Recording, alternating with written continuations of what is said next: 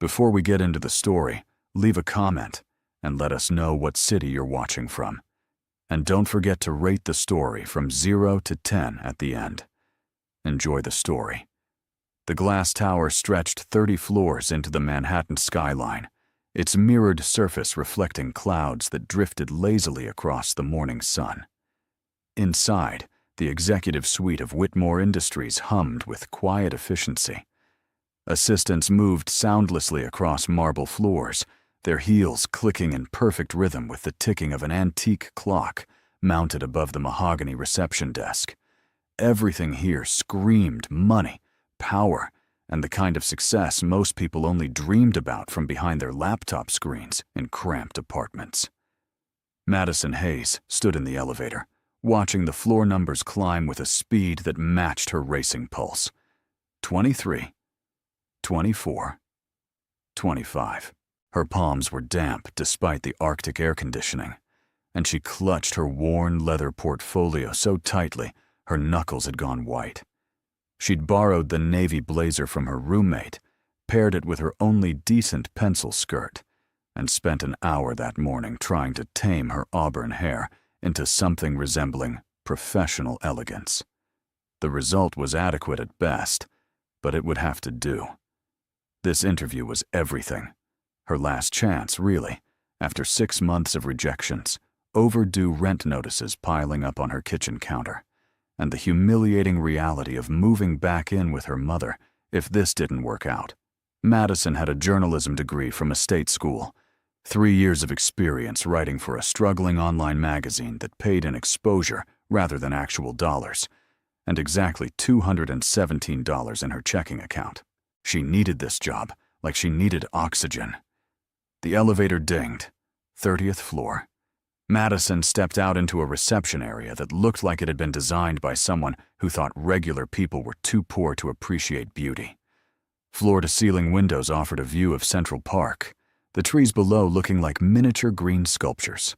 A blonde woman sat behind a curved white desk, her makeup so perfect it could have been airbrushed on, her smile so cold it could have frozen champagne.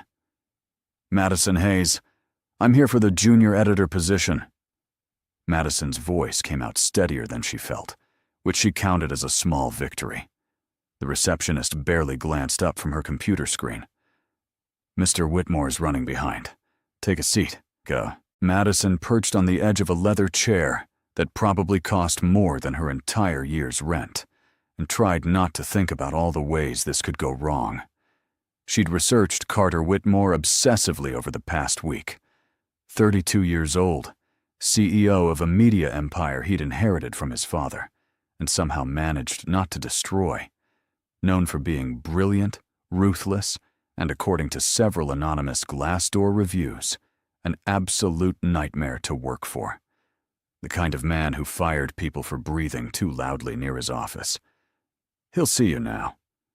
The receptionist's voice cut through Madison's spiraling thoughts. The double doors to the inner office swung open, and Madison walked through them like she was walking toward her own execution. The office was enormous, dominated by a desk the size of a small car, and the man sitting behind it. Carter Whitmore didn't bother looking up from his phone. He was exactly as handsome as his photos suggested, and somehow more intimidating in person, with dark hair styled with careless perfection, a charcoal suit that fit like it had been sewn directly onto his body, and an air of bored superiority that made Madison want to simultaneously impress him and punch him in his perfect jaw. "Sit." He gestured to a chair without raising his eyes from the screen. Madison sat, her spine rigid, her portfolio balanced on her knees like a shield. 30 seconds passed. A minute. Carter continued scrolling, his thumb moving with lazy indifference across the glass surface. Madison's initial nervousness began curdling into something sharper, irritation, then anger. "Mr. Whitmore, did I say you could speak?" His voice was smooth, cultured, and dripping with the kind of condescension that came from never having been told no in his entire privileged life. Madison's jaw tightened. She needed this job. She needed this job. She needed this job. The mantra repeated in her head like a prayer, but it was losing its power with every second of silence that stretched between them. Finally, Carter looked up. His eyes were a cold gray, assessing her with all the warmth of a scientist examining a particularly uninteresting bacterium under a microscope. Madison Hayes, state school journalism degree, 3 years writing fluff pieces about celebrity diets and budget travel tips for a website nobody reads. Tell me, why exactly should I waste my time with you? The words hit like slaps, each one carefully calculated to sting. Madison had prepared for tough questions, for challenging her qualifications, for having to prove herself. But she hadn't prepared for this, for being treated like she was less than human before she'd even had a chance to speak. Let me guess, Carter interrupted, leaning back in his chair with a smirk that made Madison's blood pressure spike. You're passionate about journalism. You're a hard worker. You're eager to learn. Did I miss anything? Or does that cover the generic speech you've been rehearsing in your head since you walked in? Something inside Madison snapped. Maybe it was the 6 months of rejection. Maybe it was the overdue rent and the ramen she'd been eating for dinner 4 nights a week. Maybe it was the way he looked at her like she was nothing, like her entire existence was an inconvenience to his busy schedule of being rich and insufferable. She stood up so fast the chair scraped against the floor. You know what? You're right. I do have a degree from a state school because unlike some people, I didn't have a trust fund to pay for an Ivy League education. I did write about celebrity diets because that's what kept the lights on while I was trying to build a career in an industry that chews up and spits out anyone without connections. And yes, I am passionate about journalism, which apparently makes me naive in your world of corporate cynicism and inherited wealth. Carter's eyebrows rose slightly, the first sign that she'd surprised him. Madison wasn't finished. But here's what you didn't ask. You didn't ask about the investigative piece I wrote that exposed a local politician's corruption and got picked up by the Associated Press. You didn't ask about the fact that I taught myself data journalism and can build interactive graphics that make complex stories accessible to actual human beings. You didn't ask anything that would actually determine whether I'm qualified for this position because you'd already decided I wasn't worth your time the second you saw my resume.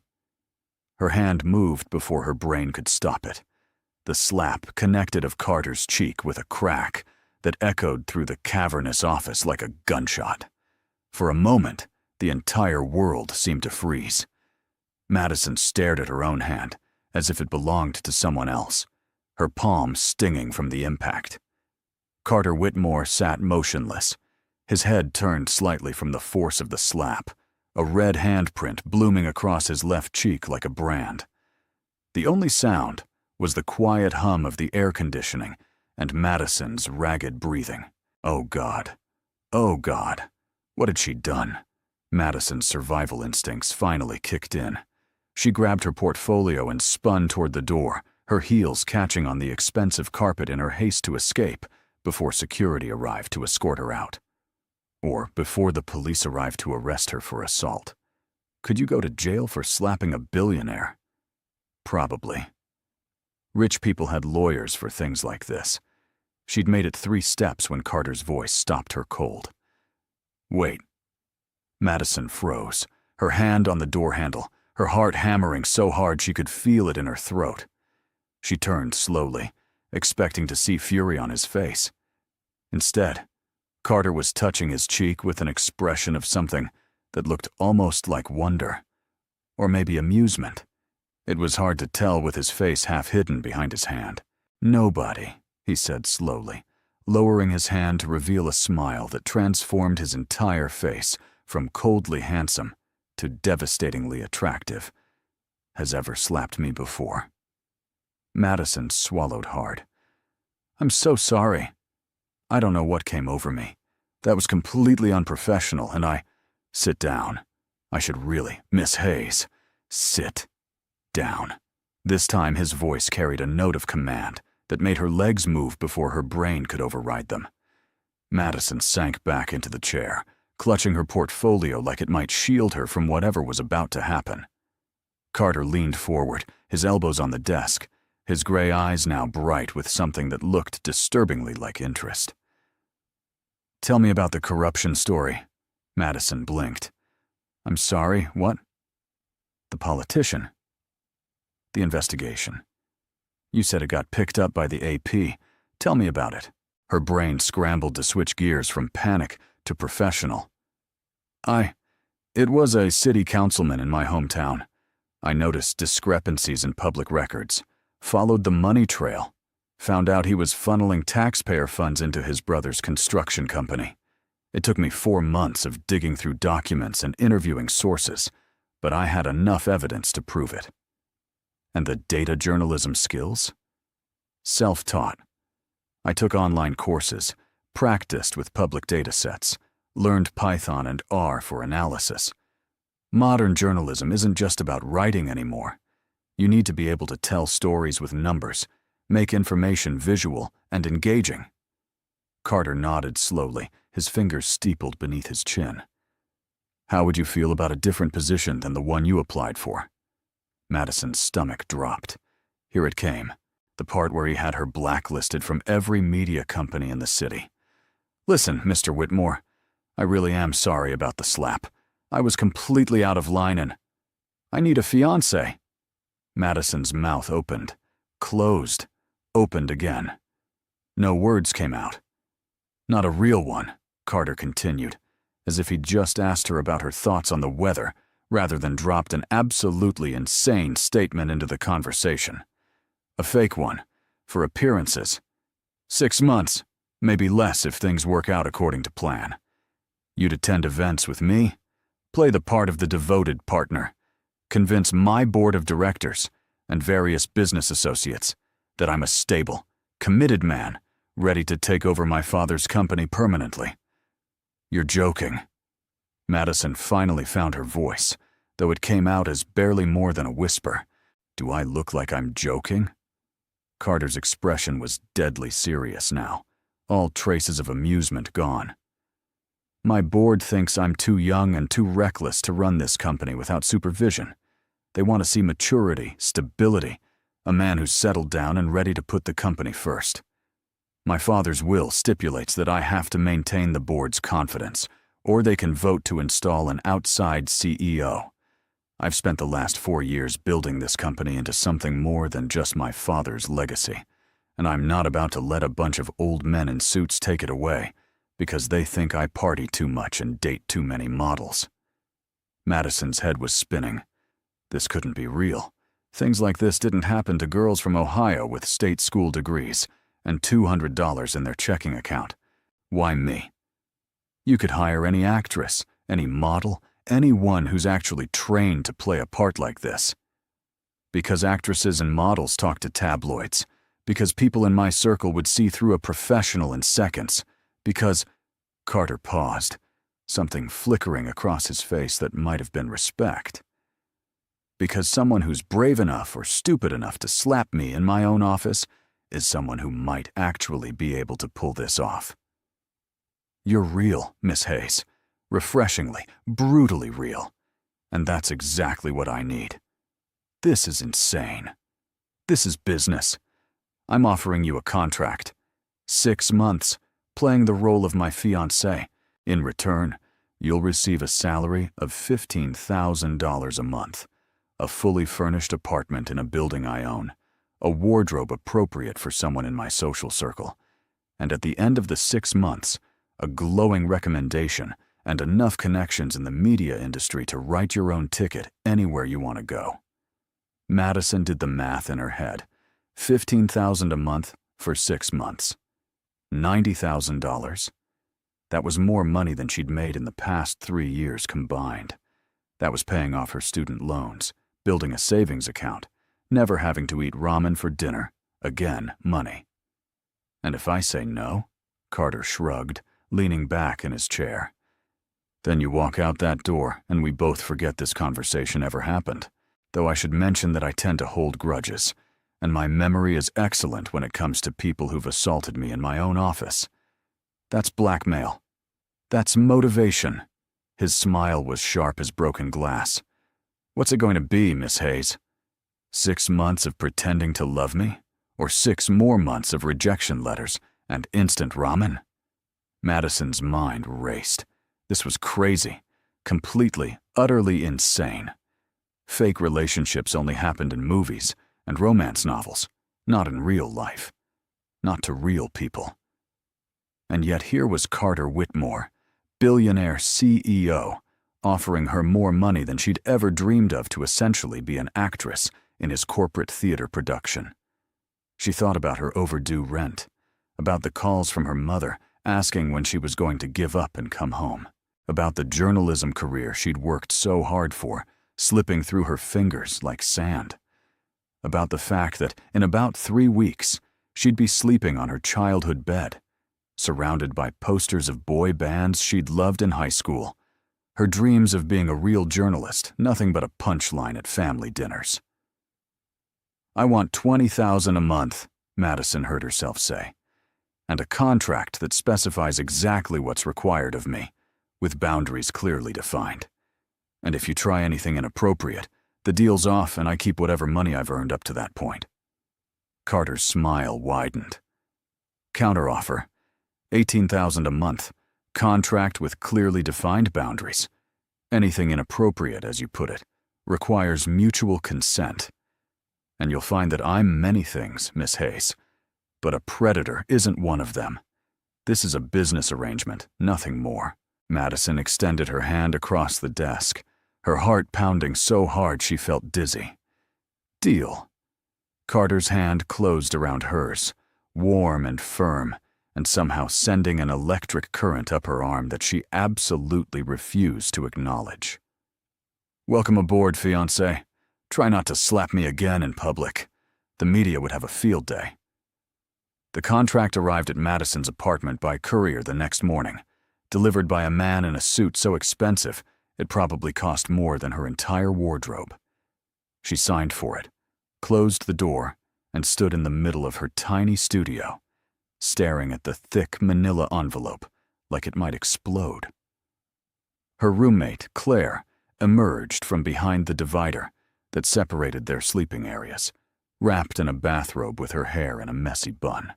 "Please tell me that's not an eviction notice," Claire said, pouring herself coffee from the pot Madison had made an hour earlier. "It's worse." Madison opened the envelope and pulled out a document that had to be at least 50 pages long. "It's a contract to be a billionaire's fake fiancé for 6 months, Claire choked on her coffee. "I'm sorry, what?" Madison spent the next 20 minutes explaining the entire surreal situation, while Claire's expression cycled through disbelief, shock, concern, and finally settling on something that looked like cautious excitement. By the time Madison finished, the coffee had gone cold, and they'd both moved to sit on Madison's bed. The contract spread between them like evidence of an elaborate prank. "Maddie, this is insane," Claire said, flipping through pages of dense legal language. "This is actually, legitimately insane." "I know." "He's offering you $18,000 a month to pretend to be his girlfriend. Fiancé, technically." "Oh, well, that makes it totally normal then." Claire looked up, her eyes serious. "Are you actually considering this?" Madison thought about the rent check she needed to write in 4 days, the one she didn't have money for. About the rejection email she'd gotten that morning from yet another media company, telling her they'd gone with someone more experienced. About the way Carter Whitmore had looked at her after she slapped him, like she'd finally become visible instead of just another resume in a stack. "I already signed it," Madison admitted quietly. Claire's eyes widened. "You what?" "I signed it. Last night. Took photos of every page, sent them to myself, signed it, and had it ready for the courier this morning." Madison pulled her knees to her chest. "Claire, I'm drowning. I'm so far underwater I can't even see the surface anymore. This is a life raft. Maybe it's a crazy life raft that might be on fire, but it's still a way out. Claire was quiet for a long moment, then reached over and squeezed Madison's hand. Okay. If you're doing this, then we're doing this smart. First, you're going to read every single word of that contract and make sure there's nothing that could screw you over. Second, you're going to set boundaries and stick to them no matter how charming or manipulative this billionaire asshole gets. And third, she grinned suddenly, you're going to tell me every single detail, because this is the most exciting thing that's happened to either of us in years. The phone call came at precisely 9 a.m. the following Monday. Madison, who'd spent the weekend alternatively panicking and researching everything she could find about Carter Whitmore, answered on the second ring. Miss Hayes. Carter's voice was crisp, professional, giving no indication that he'd recently hired someone who'd physically assaulted him. A car will pick you up at 11. We're going shopping. Shopping? Madison pulled the phone away from her ear to check the time. 2 hours. She was in sweatpants and an old college t-shirt, her hair still wet from the shower. Your wardrobe needs an upgrade if you're going to be seen in public with me. I'm assuming you don't own a gown suitable for the charity gala we're attending Friday night. I own exactly one dress that isn't from a thrift store, and it has a coffee stain on the hem that won't come out. Perfect. 11 o'clock, Miss Hayes. Don't be late. He hung up before she could respond. Madison stared at her phone, then at her closet, then back at her phone. What have I gotten myself into? The car that arrived at 11 was a sleek black sedan, with windows tinted so dark they were probably illegal. The driver, a middle-aged man with kind eyes and a professional demeanor, opened the door for her without comment on her jeans and blazer combination. Madison had done the best she could with 2 hours' notice, but she still felt underdressed as they pulled away from her building and headed into Manhattan's shopping district. Carter was waiting outside a boutique on Fifth Avenue, checking his watch with an expression of mild irritation. He wore dark jeans that probably cost more than Madison's monthly rent and a white button-down shirt with the sleeves rolled up, looking like he'd just stepped out of a cologne advertisement. Madison hated how good he looked. Hated it. You're late, he said as she approached. You said 11. It's 11:03. In my world, if you're not early, you're late. Carter gestured toward the boutique's gleaming glass doors. Shall we? The next 4 hours were a blur of fabric, measurements, fashion consultants, appearing and disappearing like helpful ghosts, and price tags that made Madison's stomach hurt. Carter sat in a leather chair like a king holding court, occasionally nodding approval or shaking his head in dismissal as Madison tried on outfit after outfit. Evening gowns, cocktail dresses, business attire, casual wear that was somehow more expensive than formal wear. Shoes, bags, jewelry that sparkled under the boutique's strategic lighting. This is too much, Madison protested after the 8th gown, a deep emerald creation that hugged her curves in ways that made her acutely self-conscious. I don't need all of this. Yes, you do. Carter stood, circling her slowly, his eyes assessing with the same clinical detachment he'd shown in his office. If you're going to be my fiancé, you need to look the part. That means looking like you belong in the rooms we'll be entering, with the people we'll be meeting. This isn't charity, Miss Hayes. It's investment in the illusion we're selling. I feel like a doll. You look beautiful. The words were delivered in the same matter-of-fact tone he'd used to discuss contracts, but they still sent an unwelcome flutter through Madison's chest. We'll take this one, and the blue one, and the black one with the... He waved his hand vaguely. The thing on the shoulder. The consultant beamed. Excellent choices, Mr. Whitmore. By the time they finished, Madison had acquired a wardrobe worth more than her car. The boutique arranged for everything to be delivered to the address Carter provided, an apartment building in Tribeca that Madison had walked past countless times, never imagining she'd actually live there. "Hungry?" Carter asked, as they stepped back onto the street, the late afternoon sun casting long shadows across the pavement. Madison's stomach growled in response. She'd been too nervous to eat breakfast. "I'll take that as a yes." Carter's phone buzzed. He glanced at it, frowned, and typed a quick response. "There's a restaurant 2 blocks from here. Italian." "You like Italian?" "I like food that isn't ramen, so yes." Something that might have been amusement flickered across his face. "Low bar, but I'll work with it." The restaurant was small, intimate, the kind of place that didn't advertise because everyone who mattered already knew about it. The host greeted Carter by name and led them to a corner booth with enough privacy that they could talk without being overheard. Madison slid into her seat, acutely aware that she was probably the least expensive thing in the room, despite the designer jeans and silk blouse Carter had insisted she wear out of the boutique. "So," Carter said once they'd ordered, his gray eyes fixed on her with an intensity that made her want to squirm. "Tell me about Madison Hayes, the real one, not the resume version." "Why do you care?" "Because if we're going to convince people we're in love, I need to know enough about you to make it believable. Where you grew up, what your family's like, how we supposedly met.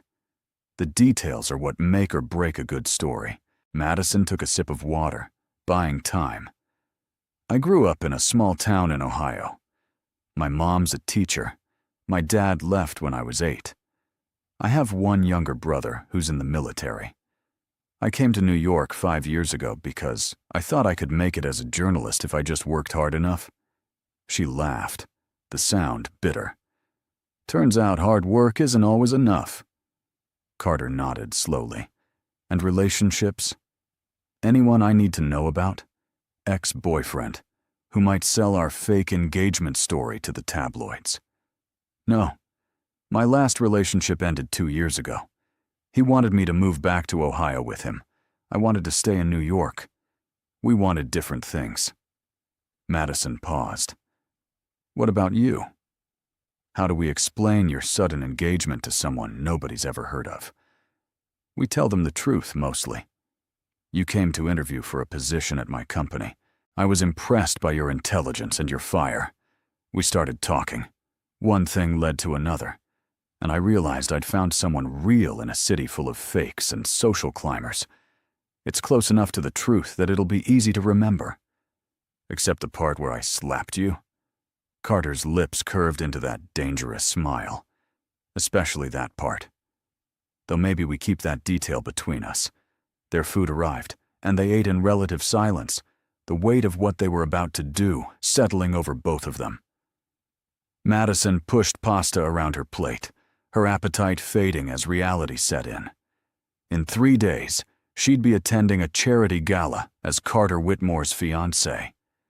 In 3 days, she'd be stepping into a world she'd only ever observed from the outside, armed with nothing but a contract and a wardrobe full of borrowed confidence. "Having second thoughts?" Carter asked, his voice softer than she'd heard it before. Madison looked up, meeting his eyes. "Terrified thoughts." "Good. Fear keeps you sharp." He reached across the table, his hand covering hers for just a moment. "We can do this, Miss Hayes. Just follow my lead." The apartment Carter provided was on the 23rd floor of a building, so modern it looked like it belonged in a science fiction movie. Floor-to-ceiling windows offered views of the Hudson River. The furniture was all clean lines and neutral colors, and the kitchen had appliances Madison didn't even know existed.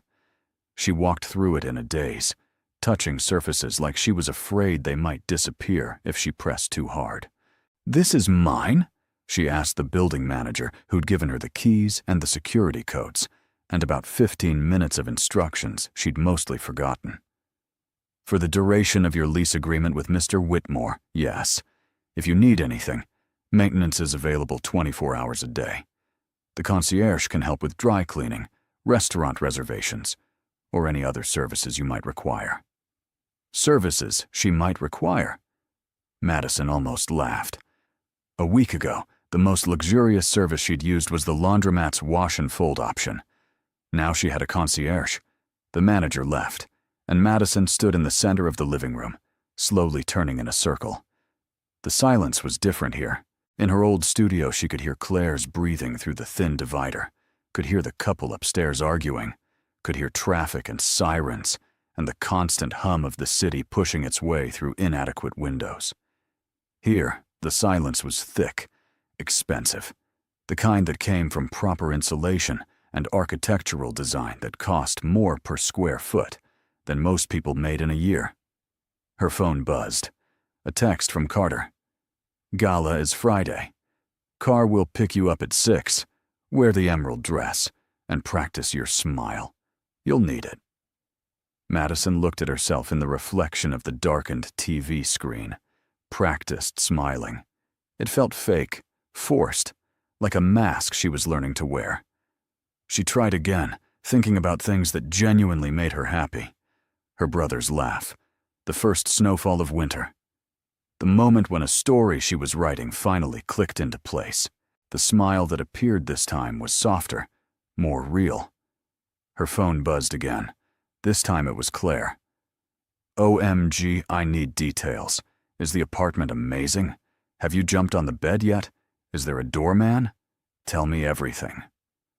Madison spent the next hour on video call with Claire, giving her a full tour of the apartment, while Claire squealed and made increasingly ridiculous suggestions for what Madison should do with all the space.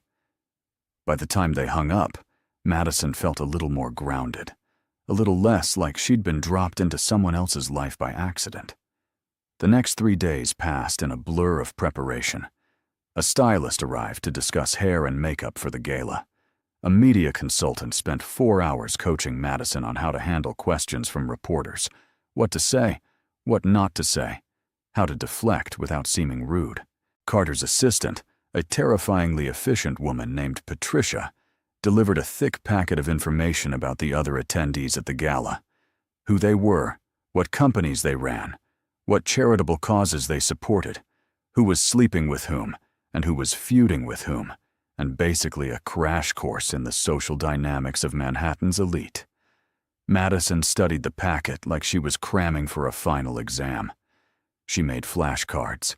She practiced names and faces until she could recognize the major players on site.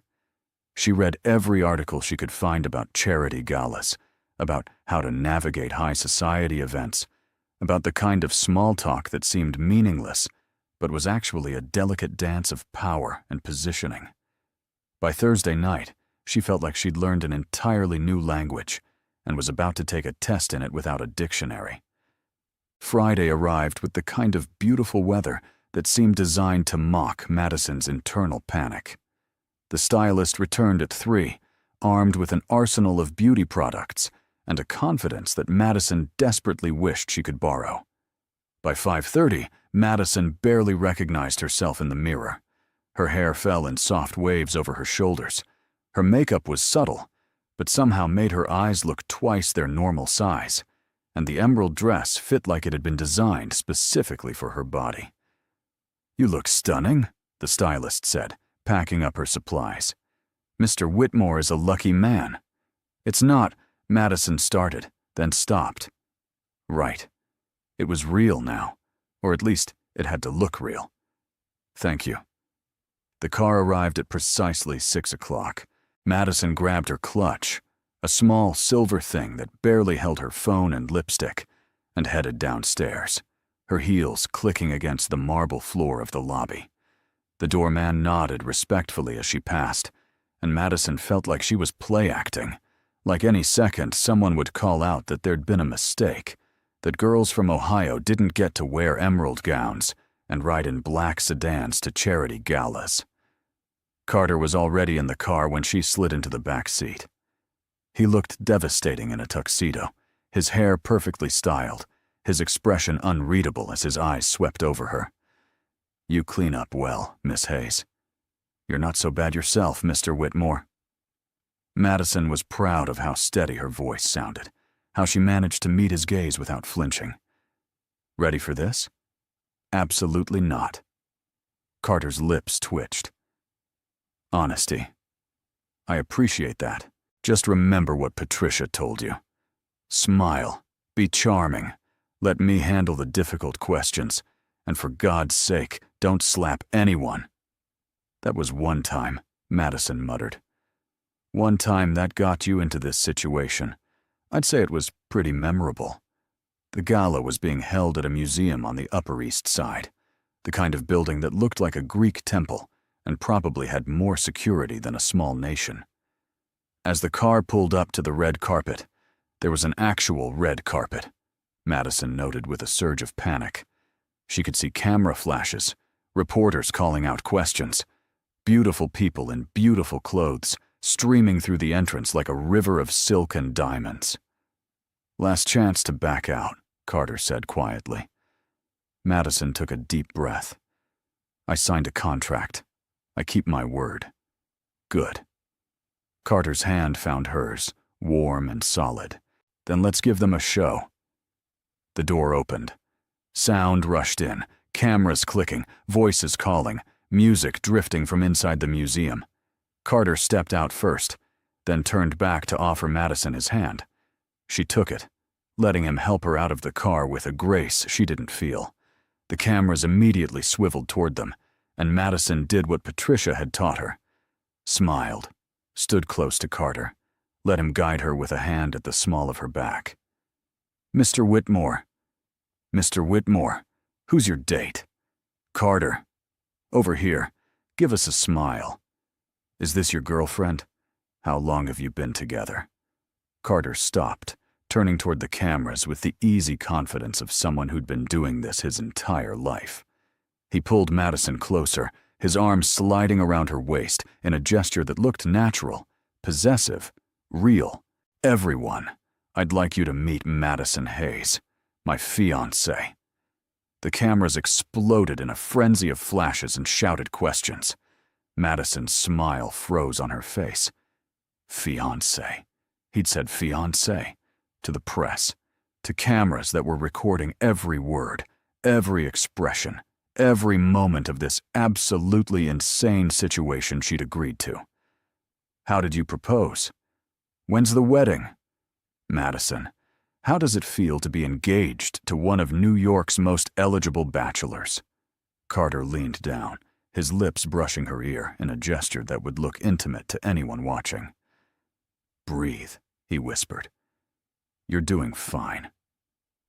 Madison forced herself to relax, to lean into him like this was real, like she was actually in love with this impossible man. She let Carter field the questions, offering only small smiles and the occasional, I'm very happy, when a reporter addressed her directly. After what felt like hours, but was probably only a few minutes, Carter guided her past the press line and into the museum's grand entrance hall. You survived, he murmured, accepting champagne flutes from a passing waiter and handing one to Madison. Well done.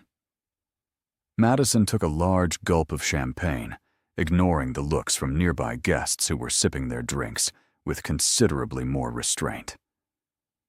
You told them we're engaged. The contract said dating, maybe engaged if necessary. That was not necessary. Actually, it was. The board has been pressuring me to settle down. An engagement is more serious than just dating, more likely to convince them I'm ready for the responsibility they want to see. Carter's eyes scanned the room, cataloging faces, calculating approaches. Besides, being engaged gives us a clear timeline. 6 months, a broken engagement, everyone moves on. Simple. Nothing about this is simple. True. But we're committed now. So smile, darling fiancé. We have about 100 people to charm tonight. The next 2 hours were exhausting in ways Madison hadn't anticipated. Every conversation was a performance. Every smile had to be genuine enough to convince. Every time Carter touched her, his hand on her back, his fingers intertwining with hers, his lips brushing her temple. She had to remember it was fake, just part of the show, even as her traitorous body responded with little electric shocks of awareness. They talked to board members, to business associates, to other socialites who looked at Madison with thinly veiled curiosity and some with outright skepticism. She fielded questions about how they met with the story they'd practiced, laughed at jokes that weren't funny, and pretended to be fascinated by conversations about stock portfolios and vacation homes in the Hamptons. "You're doing remarkably well," a woman's voice said from behind her. Madison turned to find a statuesque blonde in a red dress that probably violated several laws of physics.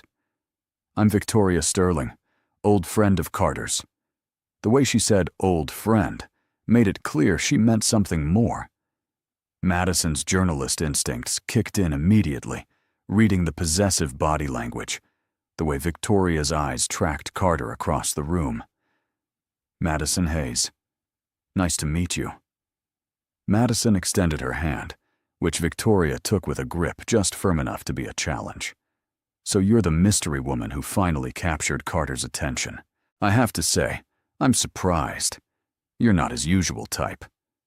"Lucky for me, then." Madison kept her smile pleasant, but her eyes were sharp. "I'd hate to be predictable." Victoria laughed, a sound like ice cubes in crystal. "Oh, I like you." How refreshing to meet someone with a spine in this crowd. "Tell me, how did you two really meet? The interview story is charming, but a bit too convenient, don't you think?" Madison felt Carter's presence before she saw him, his hand sliding around her waist in a gesture that had already become familiar. "Victoria, always a pleasure." "Carter." Victoria's smile was sharp. "I was just getting to know your fiancée. She's quite different from Alessandra. Alessandra and I ended things 6 months ago. Ancient history." Carter's voice was pleasant, but Madison felt the tension in his body. "Of course, I just think it's interesting how quickly you've moved on. Some might say suspiciously quickly." Victoria's eyes glinted with something predatory. "But then, you always were good at surprising people." Before Madison could formulate a response, a gong sounded, signaling that dinner was about to be served. Carter used the distraction to guide Madison away, his hand firm at her back. "Ex-girlfriend?" Madison asked once they were out of Victoria's earshot. "More like a mistake I made at a New Year's party 3 years ago that she refuses to let me forget." Carter's jaw was tight. "She's on the board, unfortunately. Her father owns 30% of the company's stock, which means we need to be extra convincing around her." They were seated at a table with 6 other guests, including one of Carter's board members, a man in his 60s, with impressive eyebrows and a skeptical expression that seemed permanently etched onto his face. The conversation flowed around topics Madison had crammed into her brain over the past few days: the latest Broadway show, the upcoming election, concerns about the market. She contributed where she could, mostly listened, and tried to ignore the way Carter's hand occasionally found hers under the table, his thumb tracing small circles on her palm that absolutely did not make her shiver. "So Madison," the board member, whose name was Harrison Caldwell, addressed her directly. "Carter tells me you're a journalist. What's your beat?" "Investigative reporting, mostly. I'm interested in stories about corruption, inequality, systems that need to be exposed and changed." Madison took a sip of wine, grateful for something to do with her hands. "How noble." Caldwell's tone suggested he found it anything but. "And how does someone with such idealistic pursuits reconcile being engaged to a CEO of a major corporation? Aren't we the enemy in your world?" The table went quiet. Madison felt Carter tense beside her, could sense him about to intervene. She placed her hand on his thigh under the table, a gentle warning to let her handle this. "I don't believe in enemies, Mr. Caldwell. I believe in accountability. Some corporations abuse their power, yes, but some use their resources to create positive change. The difference is in the leadership." She turned to Carter, letting real warmth enter her eyes. Carter's vision for Whitmore Industries isn't just about profit margins. He's invested in sustainable practices, fair wages, community development. That's the kind of corporate leadership I can support. It was partially true. Madison had researched Carter's business practices and been surprised to find he wasn't the typical heartless billionaire the media sometimes portrayed. But the way she said it, with conviction and sincerity, sold it as something more than facts. It sold it as love. Caldwell studied her for a long moment, then nodded slowly. Interesting. Very interesting indeed. The rest of dinner passed more smoothly. By the time dessert was served, Madison felt like she'd run a marathon, her face aching from maintaining a pleasant expression. When Carter suggested they step out onto the terrace for air, she agreed immediately. The terrace overlooked Central Park, the city lights twinkling below like a carpet of stars. The night air was cool against Madison's bare shoulders, and she breathed deeply, grateful for the break from performance. "You were brilliant in there," Carter said, leaning against the balustrade. That response to Caldwell, that was exactly what he needed to hear. "Was it true? What I said about your business practices?" "Mostly. I'm not a saint, Madison. I make decisions that benefit the company first. But yes, I believe corporations have a responsibility beyond just making money for shareholders." He turned to face her, his expression serious in the moonlight.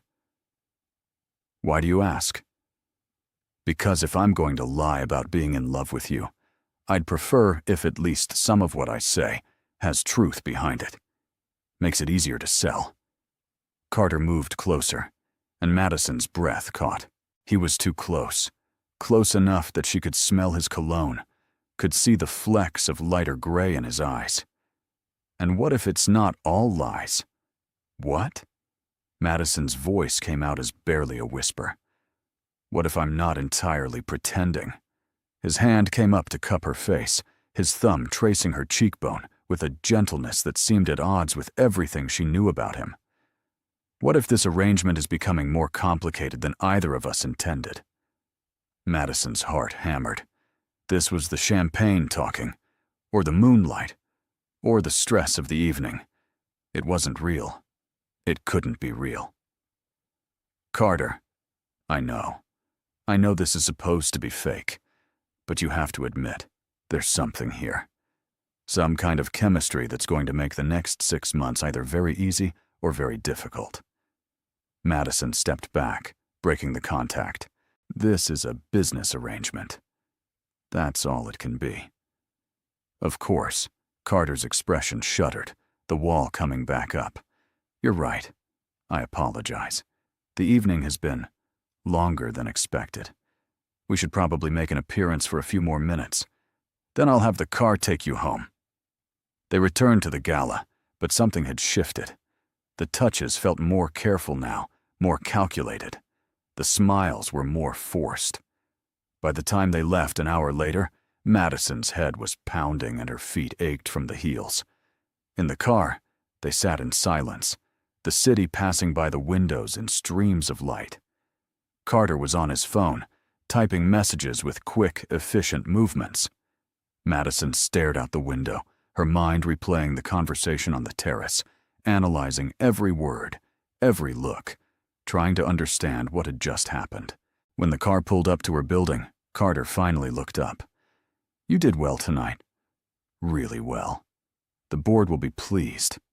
"Good. That's what you're paying me for." Madison reached for the door handle. "Madison." His voice stopped her. She turned back. "About what I said on the terrace, it's forgotten. We were playing a role. Sometimes roles blur with reality. It doesn't mean anything." Something flickered across Carter's face, too quick to read. "Right, of course. Good night, Miss Hayes." "Good night, Mr. Whitmore." Madison escaped into the building, her emotions a tangled mess she didn't have the energy to sort through. The apartment felt too large, too empty when she stepped inside.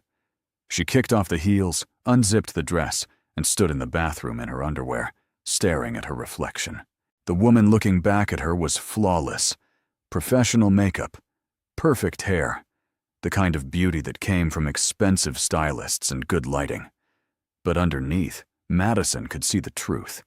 She was tired, scared, and dangerously close to forgetting that everything about tonight had been fake. Her phone buzzed with a text from Claire. "How was it? Are you secretly in love yet?" Madison typed back, "It's not real. None of it is real." But as she lay in bed that night, staring at the ceiling of her borrowed apartment, wearing borrowed clothes, living a borrowed life, she couldn't quite convince herself that was entirely true. The next morning brought consequences. Madison woke to her phone exploding with notifications. She'd been tagged in dozens of photos from the gala, pictures of her and Carter that looked like they'd been taken by professional photographers. In every image, they looked perfect together. His hand on her back, her leaning into him. A moment on the terrace when he'd been touching her face, the camera capturing what looked like an incredibly intimate moment between two people in love. The headlines were predictable. Carter, Whitmore engaged. Mystery woman captures billionaire's heart. Who is Madison Hayes? But it was the comments that made Madison's stomach churn. Dozens of people speculating about who she was, where she came from, whether she was a gold digger, whether the relationship was real. Some were supportive. Many were cruel. All of them felt invasive, like strangers dissecting her life for entertainment. A text from Carter. "Don't read the comments. They don't know you. They don't matter." How did you know I was reading comments? Because that's what normal people do. I have 15 years of practice ignoring them. Trust me, it's better for your sanity. Madison set the phone down and forced herself to get up, to make coffee, to pretend this was a normal Saturday morning. But nothing about her life was normal anymore. She'd signed away 6 months to live in a world that wasn't hers, pretending to be someone she wasn't, all for money that felt increasingly like it might not be worth the cost. Her phone rang. "Carter, we need to have dinner tomorrow night," he said without preamble. "Victoria's hosting a small gathering at her place. Board members will be there. Our presence is required." "How small?" "Intimate. Maybe 20 people. Casual clothes, but make it expensive casual. You know what I mean." "Not really, but I'll figure it out. Patricia will send over options. Madison," he paused. "About last night. On the terrace. That wasn't appropriate. This is business, and I need to maintain professional boundaries. It won't happen again." Okay. Madison wasn't sure whether to feel relieved or disappointed. She settled on, confused. "I'll pick you up at 7 tomorrow. Try to get some rest. You're about to discover that being engaged to me means your social calendar is no longer your own." He hung up before she could respond. Madison stared at the phone, then at the city spread out before her windows.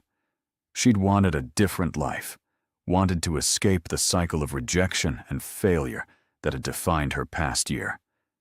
She'd gotten her wish. She just hadn't realized how much of herself she'd have to lose in the process.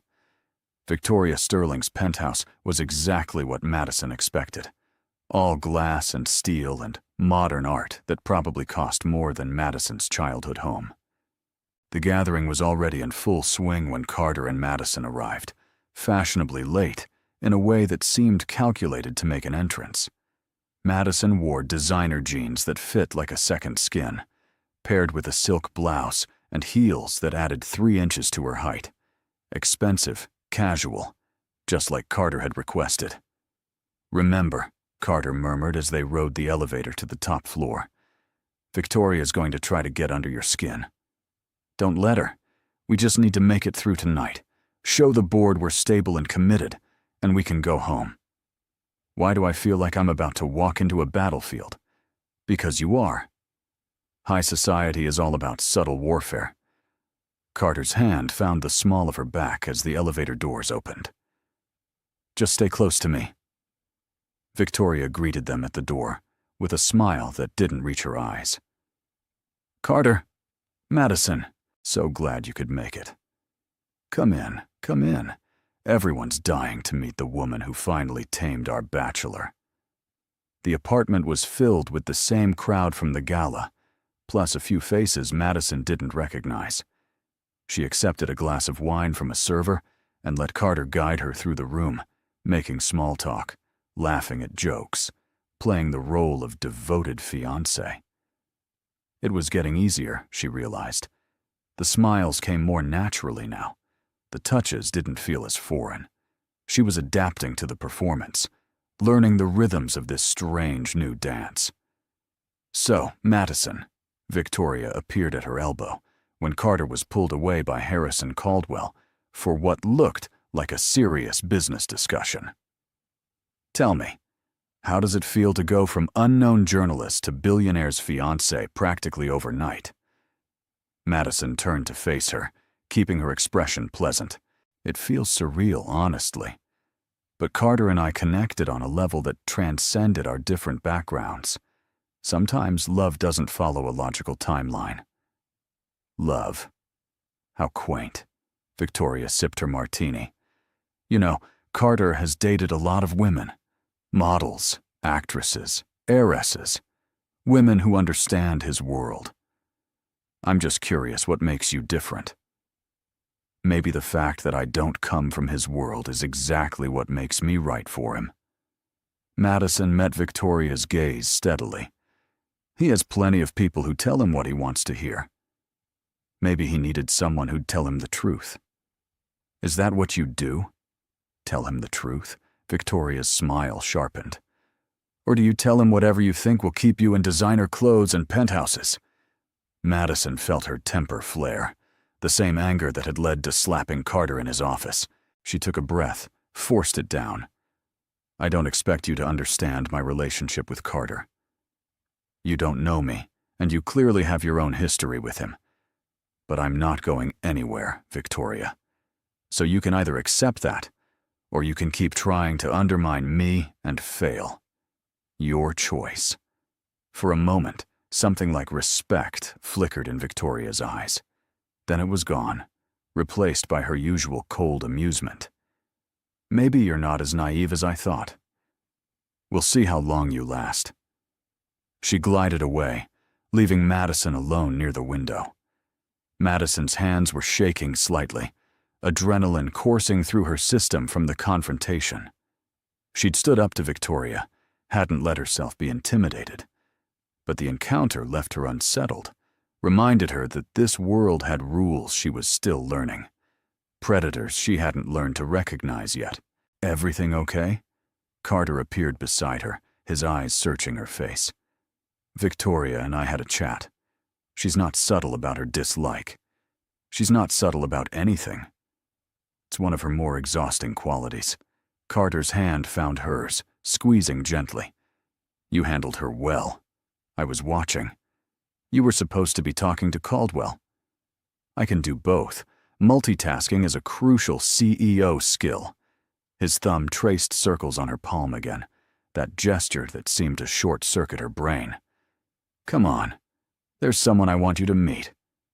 He led her to an older woman holding court on a velvet sofa, surrounded by several guests who hung on her every word. She had silver hair styled in an elegant chignon, sharp blue eyes, and the kind of bone structure that suggested she'd been beautiful her entire life.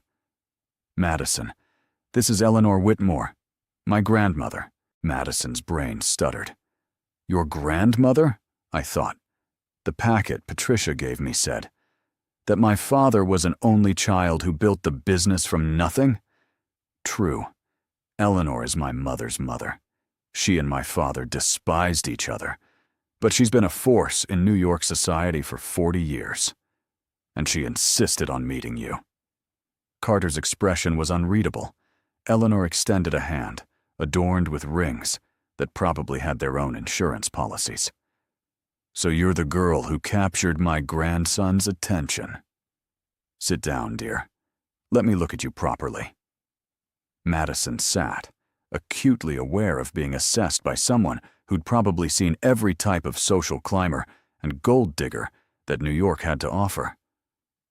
Eleanor studied her in silence for a long moment, then smiled, the expression transforming her face from intimidating to warm. "You're nervous. Good. That means you're smart enough to be scared." Eleanor patted Madison's hand. "Carter, fetch me another drink. I want to talk to your fiancé alone." Carter looked like he wanted to protest, but Eleanor's gaze silenced him. He disappeared toward the bar, leaving Madison alone with his grandmother. "So," Eleanor said, her voice dropping to a more intimate level. "Tell me the truth, dear. Is this engagement real, or is my grandson playing one of his chess games?" Madison's heart stopped. What makes you think I've been alive for 78 years? I've seen every scheme, every plot, every desperate maneuver the wealthy make to hold on to their power. And I know my grandson. He's brilliant, but he's also been taught that everything is a transaction, that relationships are tools to be used strategically. Eleanor's eyes were sharp, missing nothing. "So I'll ask again, is this real?"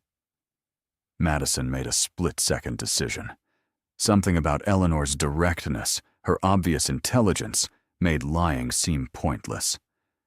"It started as an arrangement, but it's becoming something I don't quite understand yet." Eleanor nodded, seeming satisfied with the honesty. "At least you're not insulting my intelligence by pretending to be madly in love. That's refreshing. Tell me, Madison Hayes, what do you want from my grandson?" "Right now?" "To survive the next 6 months without completely losing myself." Honest again. "I like you." Eleanor leaned back. "Let me give you some advice, dear. Carter was raised by a father who believed emotions were weaknesses. He's been taught to control everything, including his own heart. If this arrangement of yours is going to become real, and I suspect it already is, whether either of you admits it, you're going to have to be patient. You're going to have to be strong, and you're going to have to show him that vulnerability isn't the same thing as weakness. What if I'm not strong enough? Then you wouldn't have slapped him in his office." Eleanor's eyes twinkled. "Oh yes, dear. He told me about that. Said it was the most honest thing anyone had done to him in years." Carter returned with Eleanor's drink, his eyes moving between the two women with obvious suspicion. "Should I be worried about what you two were discussing?" "Only if you've been misbehaving," Eleanor said sweetly. "Madison, it was lovely to meet you. I expect you both for dinner next week. And Carter," her voice dropped the sweetness, "don't screw this up. I like her." They escaped Eleanor's orbit and spent the next hour making the rounds. Madison was starting to recognize patterns in the conversations, the way people asked similar questions in slightly different ways, all trying to gauge whether the engagement was real. She and Carter had developed a rhythm, finishing each other's sentences, sharing looks that could mean anything or nothing, touching with a casualness that suggested long familiarity. By the time they left, Madison's face hurt from smiling, and her brain felt like it had been running on overdrive for hours. In the car, she let her head fall back against the seat, closing her eyes. "You were amazing tonight," Carter said quietly. "Even my grandmother likes you, and she doesn't like anyone. She knows it's fake." "What?" Madison opened her eyes, turning to look at him. "She figured it out. Or maybe you told her. Either way, she knows this isn't a real engagement."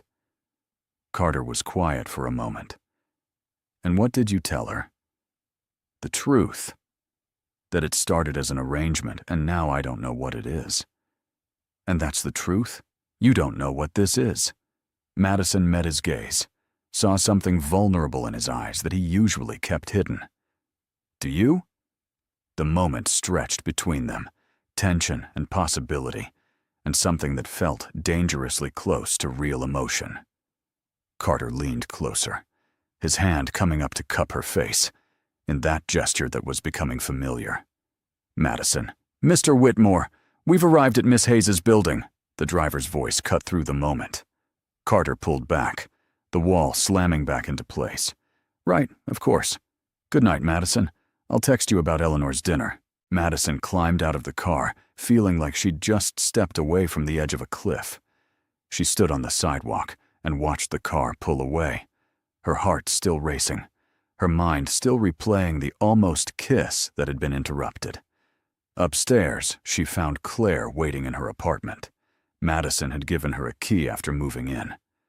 Claire took one look at Madison's face and pointed to the couch. Sit. Tell me everything, and don't leave out any details. Madison collapsed onto the couch and did exactly that, spilling every moment from the past 2 days.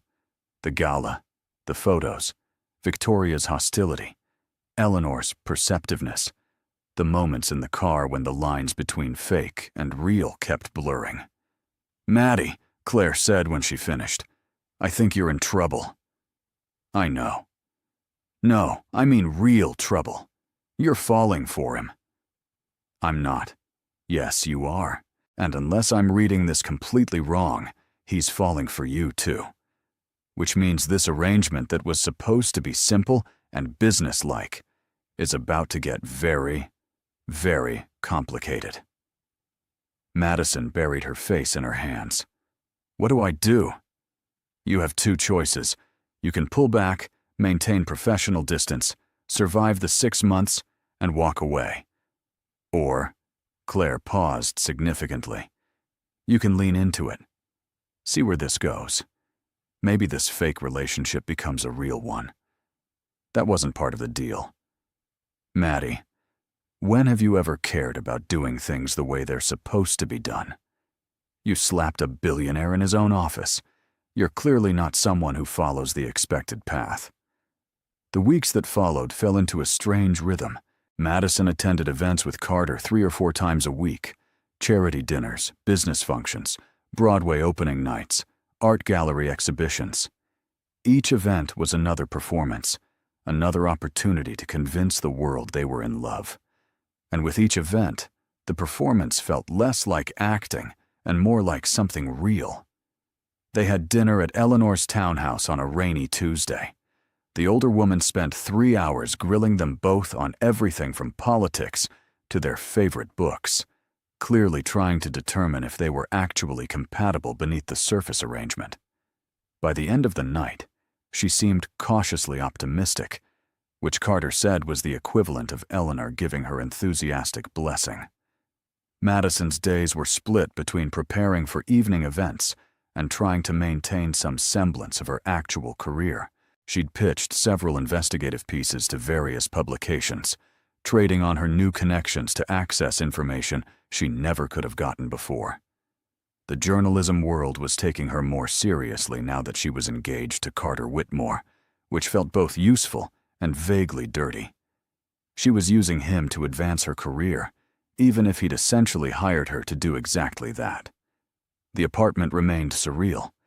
Madison had tried to make it feel more like home. Photos of her family on the mantel, her books on the shelves, her worn college sweatshirt draped over the back of the couch. But it still felt temporary, like she was a guest in someone else's life. Carter called her one afternoon in late October, his voice tighter than usual. We need to talk. Are you home? Yes, why? What's wrong? I'm coming over. Don't go anywhere. He arrived 20 minutes later, still in his work suit, his tie loosened, and his hair slightly disheveled, like he'd been running his hands through it. Madison had never seen him look this unsettled, and it immediately set her on edge. What happened? Carter paced her living room, his movements sharp and agitated. The board met this morning. They're pleased with how things have been going. They think the engagement has shown the maturity and stability they were looking for. That's good, right? That's what we wanted. They want us to get married. Not in 6 months. Now, within the next month. Carter finally stopped pacing and looked at her, his expression unreadable. They're making it a condition of approving my long-term contract as CEO. They want to see ultimate commitment before they sign off. Madison sat down heavily on the couch. Married. Actually married. Just on paper. It would be like the engagement, just more official.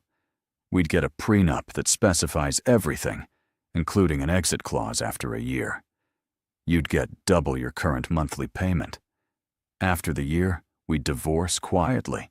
You'd get a settlement, and everyone walks away clean. Except we wouldn't be pretending anymore. We'd be legally married. That's a completely different level of fake. Carter sat down across from her, his elbows on his knees. I know this is way beyond what you signed up for. If you say no, I'll understand. I'll figure out another way to handle the board. But Madison, he looked up, his gray eyes intense. I need you to know that this isn't just about the company anymore. These past weeks, getting to know you, seeing how you handle yourself in situations that would terrify most people, you've become important to me, as a partner, as a friend, maybe as something more. Madison's heart hammered. Carter, just think about it. That's all I'm asking. Think about whether you can do this, whether you want to do this. I'll double your payment regardless of your answer. I'll make sure you're taken care of. But I need your answer by Friday. The board wants to announce the wedding date at the shareholders' meeting next week. He left before Madison could formulate a response, leaving her alone in the too big apartment with a decision that felt impossible. Married. Actually, legally married to Carter Whitmore, the man who infuriated her and challenged her and made her feel more alive than she had in years. The man she was dangerously close to having real feelings for, feelings that had no place in their business arrangement. Madison called Claire, who came over immediately with a bottle of wine and a determination to help Madison think through every angle. They talked until 2 in the morning, making lists of pros and cons, analyzing every possible outcome, trying to determine what Madison actually wanted beneath all the practical considerations. The question isn't whether you should do it, Claire finally said, as they sat on the floor surrounded by empty wine glasses and crumpled paper. The question is, are you already in love with him? Madison was quiet for a long time. Then, barely a whisper, I think I might be. Then marry him. Marry him and spend the next year figuring out if he loves you back.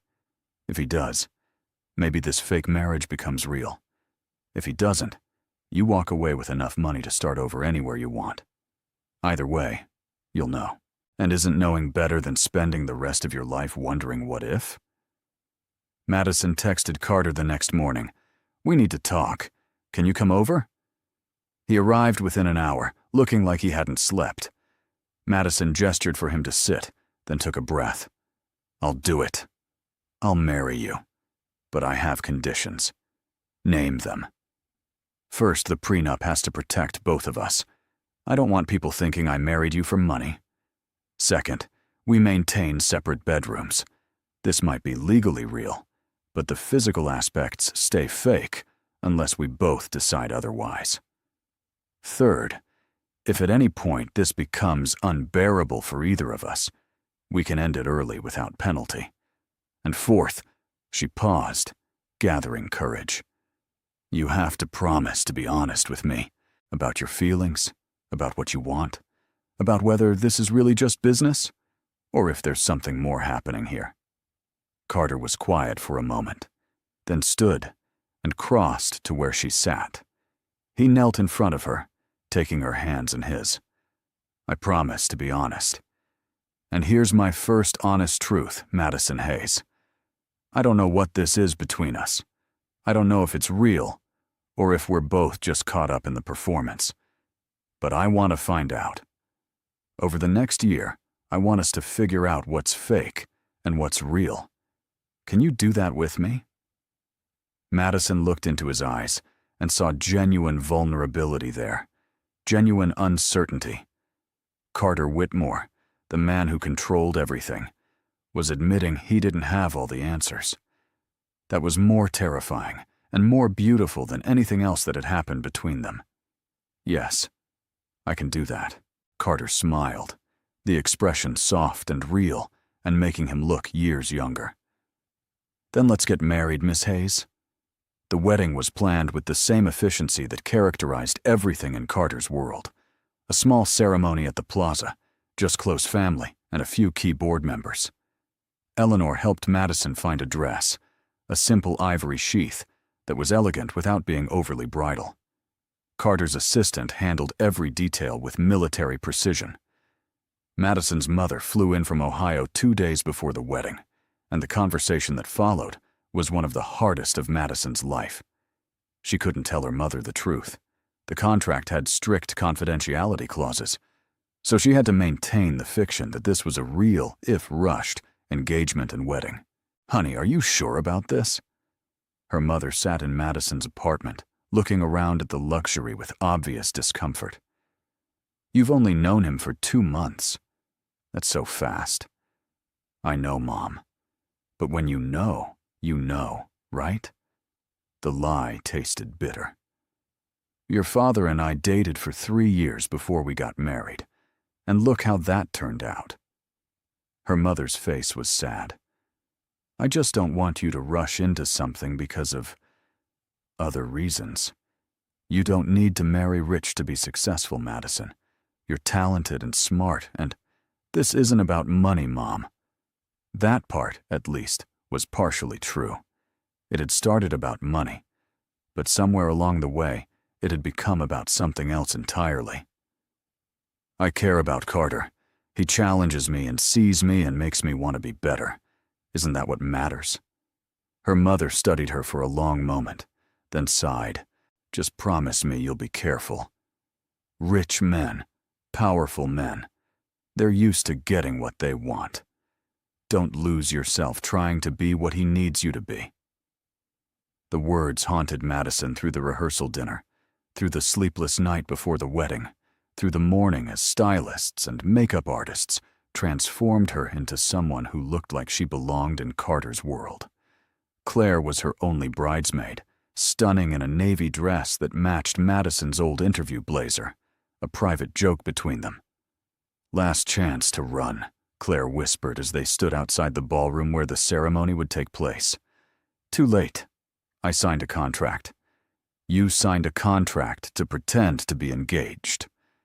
This is actually getting married. There's still time to... I want to do this.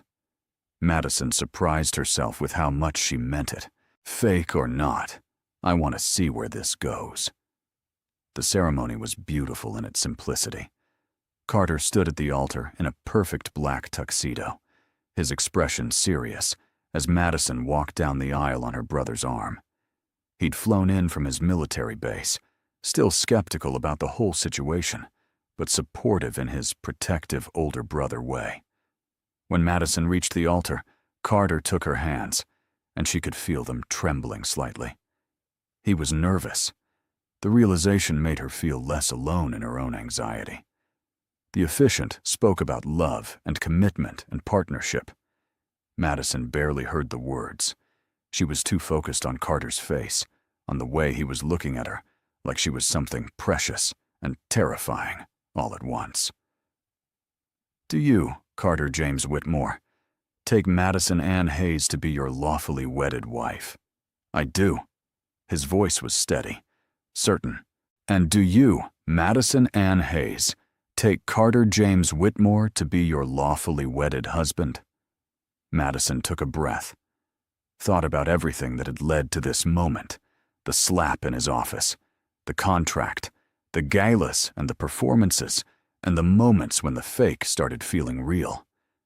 She thought about the year ahead, about the uncertainty and the possibility and the terrifying hope that maybe this could become something real. I do. Then, by the power vested in me by the state of New York, I now pronounce you husband and wife. You may kiss the bride. Carter's hands came up to frame her face, gentle and sure. He leaned in slowly, giving her time to pull away if she wanted. Madison closed the distance between them, and when their lips met, She felt it all the way to her toes. The kiss was soft, sweet, and entirely too brief for something that felt like it was changing everything. When they pulled apart, the small crowd was applauding. Eleanor was dabbing at her eyes with a handkerchief. Madison's mother was crying openly. And Madison, standing there in her ivory dress with her hand in Carter's, felt like she'd just jumped off a cliff with no idea if there was water below or rocks. The reception was elegant and brief. Speeches from Harrison Caldwell about Carter's readiness to lead the company. A toast from Eleanor about finding love in unexpected places. Dancing to a string quartet, playing songs that probably cost more per minute than Madison used to make in a day. And through it all, Carter never left her side. His hand at her back, his arm around her waist, his eyes on her, with an intensity that made her wonder what he was thinking, what he was feeling, whether he was as confused and terrified and hopeful as she was. Later, when the guests had left, and they stood in the suite the hotel had provided for their wedding night, separate bedrooms as per Madison's conditions, Carter caught her hand before she could disappear into her room. "Madison, Mrs. Whitmore." He tested the name, his lips curving slightly. "Thank you for doing this, for taking this insane leap with me. Ask me in a year if I still think it was worth it. I intend to make sure the answer is yes." He raised her hand to his lips, pressing a kiss to her knuckles. "Good night, wife. Good night, husband." Madison closed the door to her bedroom and leaned against it, her heart racing, her mind spinning. She was married. Legally, officially married to Carter Whitmore. And somehow, impossibly, she was happy about it. The months that followed the wedding blurred together. Madison and Carter maintained their separate bedrooms, but grew closer in every other way. She broke major investigative stories using her new connections. He supported her work even when it complicated his business relationships. They developed routines, learned each other's rhythms, and pretended not to notice how the fake marriage felt less fake every day. 3 months in, Carter returned from a business trip looking shattered. His father's old corruption had been discovered, money laundering that could destroy the company. Madison could have used the story to advance her career. Instead, she helped him navigate the crisis, working side by side through sleepless nights to contain the damage. "Why are you helping me?" Carter asked one dawn as they finalized their strategy. "This isn't part of our contract." Madison looked at him, exhausted and vulnerable, and more real than she'd ever seen him. "Because somewhere between the fake engagement and the fake marriage, I fell in love with you for real. And I don't think it's fake for you either." Carter stared at her for a long moment. Then he crossed the room, pulled her into his arms, and kissed her like he'd been wanting to for months. When they finally broke apart, both breathless, he pressed his forehead to hers. "I've been in love with you since you slapped me in my office. I just didn't know how to tell you without breaking our agreement. So we tear up the contract?" "We tear up the contract." Carter smiled, that devastating smile that had become her favorite thing. "And we start over. For real this time, no more pretending." Madison laughed, tears streaming down her face. "Does this mean I'm moving into your bedroom? If you want to. Or we can stay in yours. Or we can buy a new place that's ours. Not mine or yours, but ours." He cupped her face gently. "Whatever you want, Madison. As long as it's real." 6 months later, they stood on the same terrace where Carter had almost kissed her that first night after the gala. But this time, when he pulled her close and told her he loved her, there were no cameras, no audience, no performance. Just two people who'd found something real in the middle of all the pretending. "So," Madison said, leaning against his chest as they watched the sunset. "Was I worth the $18,000 a month?" Carter laughed, the sound warm and free. "You were worth infinitely more, though I should probably tell you, The board approved my permanent CEO position 4 months ago. We could have ended the arrangement then. Madison pulled back to stare at him. What? Why didn't you tell me? Because by then, I didn't want it to end. I wanted you to stay because you wanted to, not because a contract said you had to. His eyes were soft, vulnerable. So I kept quiet and hoped you'd fall in love with me before the year was up. You manipulative, impossible man. Madison shook her head, but she was smiling. I should slap you again. Please don't. Once was enough. Carter grinned, though I have to admit, it did work out pretty well for both of us. Madison laughed and pulled him down for a kiss, thinking about how a single moment of anger in an office had led to this. A real marriage, real love, a real future. Sometimes the best things in life started with the worst interviews. Eleanor Whitmore attended their second wedding, the real one, small and intimate with just family and close friends. As Madison walked down the aisle in a simple white dress, Carter's eyes filled with tears. I do, they both said, meaning it completely this time. And when Carter kissed his bride, Madison Hayes Whitmore knew that sometimes fairy tales did come true. You just had to be brave enough to slap a billionaire first. Years later, when people asked how they met, Carter and Madison would smile at each other, sharing a secret. She came in for a job interview, Carter would say, and he hired me for a position I didn't apply for, Madison would add. Best decision I ever made, Carter would finish, pulling his wife close. And Madison, surrounded by the life they'd built together, her successful journalism career, his thriving company, the family they were starting to plan, would have to agree. Getting slapped had been the worst moment of Carter Whitmore's carefully controlled life. It had also been the beginning of the best thing that ever happened to both of them. What did you think of their story? Share your thoughts in the comments. On a scale from 0 to 10, what's your rating? Subscribe to the channel and turn on notifications to follow all our stories and check out more emotional stories